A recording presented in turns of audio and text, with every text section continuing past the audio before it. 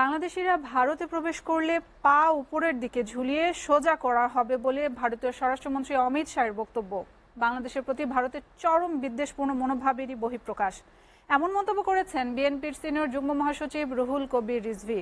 সেনাবাহিনী যে জনগণের বাহিনী সেটা যথাসময়ে নির্বাচনের মাধ্যমে প্রমাণ দেওয়ারও আহ্বান জানান রিজভী। আর বিএনপি চেয়ারপারসনের উপদেষ্টা জয়নুল আবেদিন ফারুক দাবি করেন আওয়ামী লীগের দোসররা খাগড়াছড়ি রাঙামাটিকে অস্থিতিশীল করার ষড়যন্ত্রে লিপ্ত রয়েছে। রাজধানীতে আলাদা অনুষ্ঠানে এসব কথা বলেন বিএনপি সিনিয়র এই দুই নেতা। আব্দুল আহাদের প্রতিবেদনে বিস্তারিত। রাজধানী নয়াপল্টনে সমসাময়িক বিভিন্ন বিষয় নিয়ে সাংবাদিকদের সঙ্গে কথা বলেন বিএনপির সিনিয়র যুগ্ম মহাসচিব অ্যাডভোকেট রুহুল কবির রিজভী। বাংলাদেশের উন্নয়নের নামে সাম্প্রতিক সময়ে ভারতের স্বরাষ্ট্রমন্ত্রী বাংলাদেশ নিয়ে যে বক্তব্য দিয়েছে তা কূটনৈতিক শিষ্টাচার বহির্ভূত বলে জানান তিনি।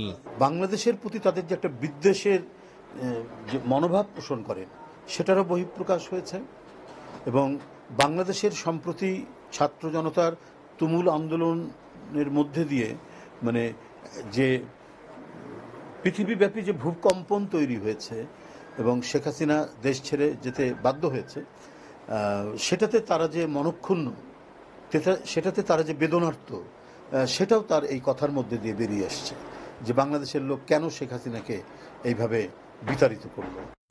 ৫ আগস্টের পর দেশের শৃঙ্খলা ফেরাতে বিএনপি যে উদ্যোগ নিয়েছে অতীতে কোনো দল তা নেয়নি বলে জানান রুহুল কবির রিজভী। দুর্গাপূজাকে কেন্দ্র করে আওয়ামী লীগের পেতাত্তারা নাশকতা করার পরিকল্পনা করছে বলে দাবি করেন তিনি।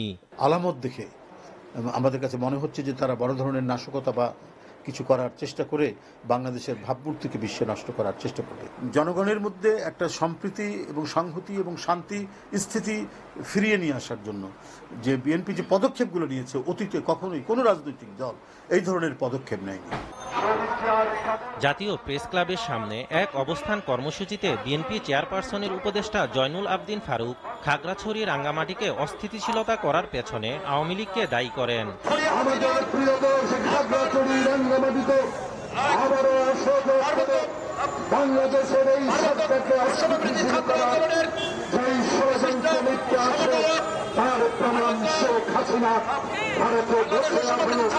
ভারত যদি বাংলাদেশের জনগণকে ভালোবাসে তাহলে অবিলম্বে শেখ হাসিনাকে দেশে ফিরিয়ে দেওয়ার আহ্বান জানান জয়নুল আবেদিন ফারুক।